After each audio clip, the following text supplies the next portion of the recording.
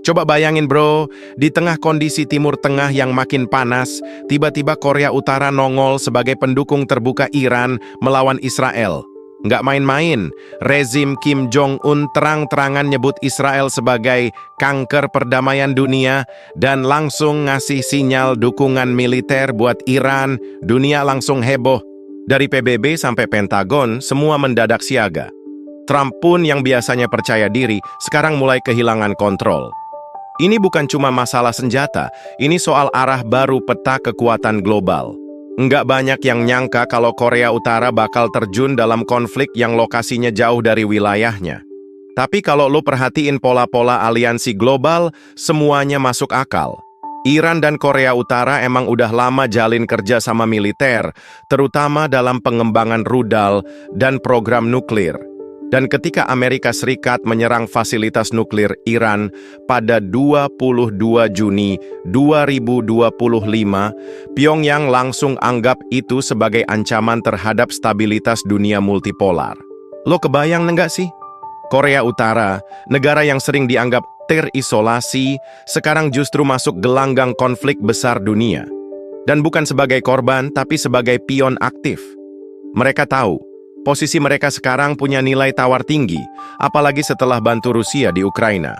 Kalau ini terus berlanjut, bisa jadi bukan cuma konflik Israel-Iran yang membesar, tapi potensi perang dunia baru mulai kelihatan dari bayangannya. Persahabatan diam-diam antara Korea Utara dan Iran sebenarnya udah berlangsung lebih dari 2 dekade.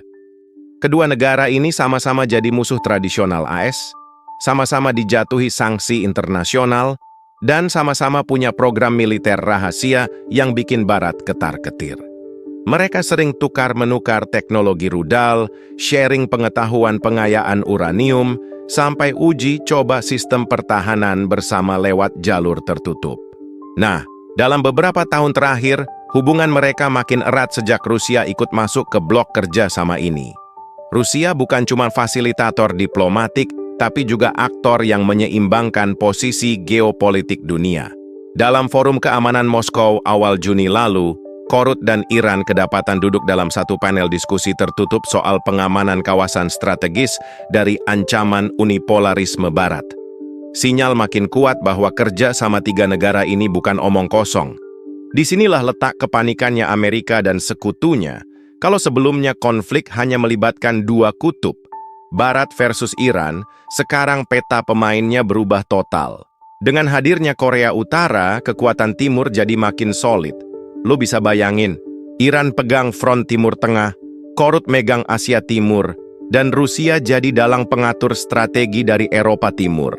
Trump tahu, ini bukan cuma ancaman buat Israel, tapi juga eksistensi dominasi Barat di seluruh dunia.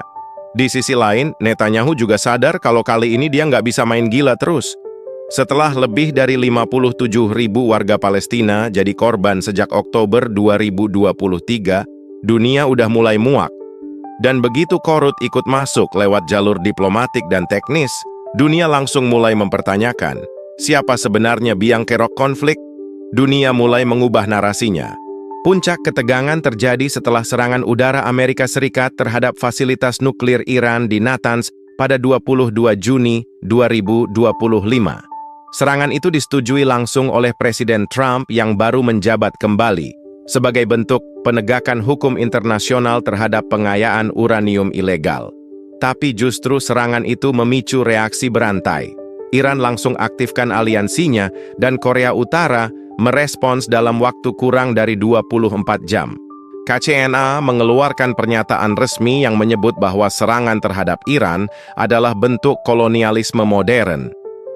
Kim Jong-un bahkan dilaporkan melakukan komunikasi khusus dengan Presiden Iran dan Presiden Rusia dalam kurun waktu 1 minggu setelah serangan tersebut.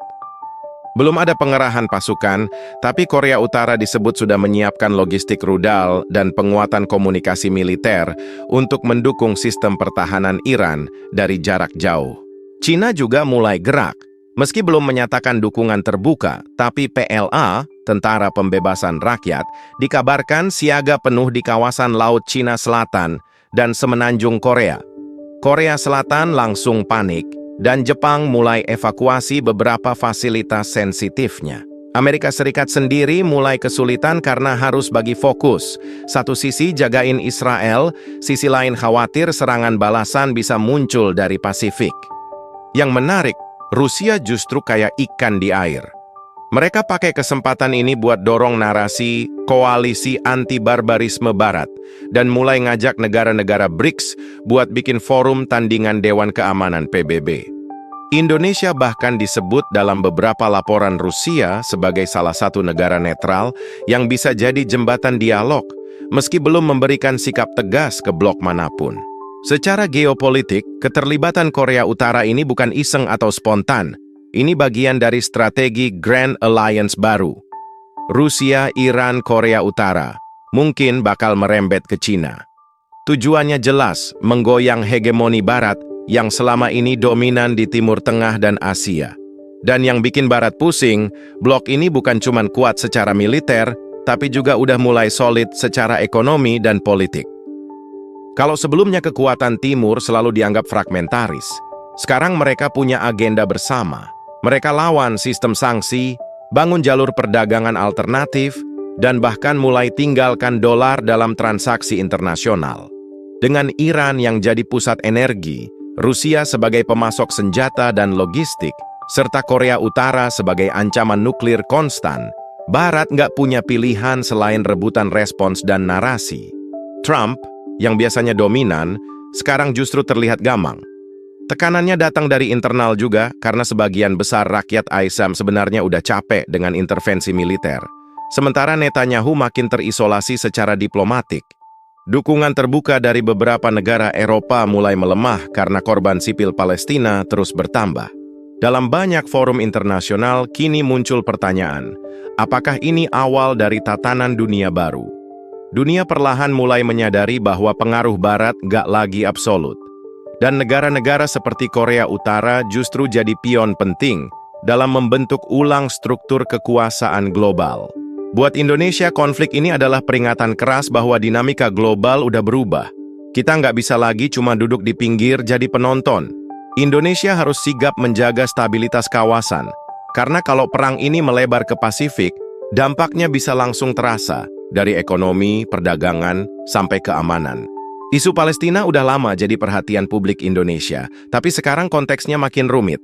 Kalau blok Rusia, Iran, Korea Utara makin kuat, tekanan diplomatik ke negara-negara netral seperti Indonesia juga bakal meningkat. Kita bisa diminta ambil posisi, baik sebagai mediator atau bahkan target tekanan dari salah satu kubu. Dari sisi ekonomi, krisis Timur Tengah dan potensi konflik nuklir otomatis bikin harga minyak dan pangan naik. Industri migas dan pasokan energi global mulai terganggu. Negara-negara yang terlalu bergantung impor, termasuk Indonesia, bisa langsung kena imbas. Tapi sebaliknya, ini juga bisa jadi peluang buat dorong percepatan transisi energi dan kerja sama strategis dengan negara-negara yang lebih netral. Sementara itu, ASEAN juga mulai pecah arah. Malaysia cenderung condong ke barat, Vietnam galau, dan Indonesia dituntut tampil jadi penyeimbang. Posisi non-blok kita bakal diuji beneran kali ini. Diplomasi bebas aktif nggak cukup lagi jadi jargon, harus ditunjukkan dalam langkah konkret dan konsisten. Kalau tren ini terus berlanjut, kita bakal ngelihat dua blok besar terbentuk. Blok AS Israel dan sekutu NATO versus blok Rusia, Iran, Korea Utara yang disokong Cina secara ekonomi dan teknologi. Ini bukan sekadar konflik lokal. Ini potensi awal dari konflik berskala global yang belum tentu bisa dikendalikan kalau salah satu pihak hilang kendali. Prediksinya dalam beberapa minggu ke depan akan muncul respons-respons militer terbatas dari Iran dan Korea Utara, mungkin uji coba rudal atau simulasi latihan perang. Dunia bakal siaga tinggi, PBB mungkin bakal lumpuh lagi karena veto silang antar blok.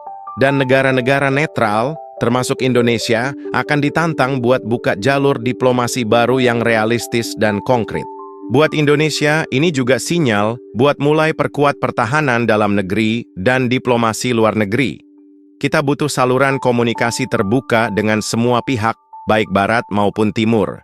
Sekaligus aktif di forum internasional yang bisa mendorong perdamaian. Jangan tunggu konflik nyampe ke depan pintu baru kita ribut sendiri. Bro, dunia udah nggak kayak dulu lagi. Perang bukan cuma soal peluru dan tank, tapi juga soal narasi, blok, dan keberanian ambil sikap. Korea Utara yang dulu diremehkan, sekarang muncul jadi aktor penting. Dan kita harus sadar bahwa semua yang terjadi di luar negeri, entah di Gaza, Pyongyang, atau Moskow, cepat atau lambat bakal ngaruh ke Indonesia juga. Kalau kamu ngerasa Indonesia harus tetap jadi penengah dunia yang damai dan nggak boleh tunduk sama tekanan politik manapun, tunjukin sikapmu. Suara publik bisa bantu dorong diplomasi kita lebih kuat dan punya arah.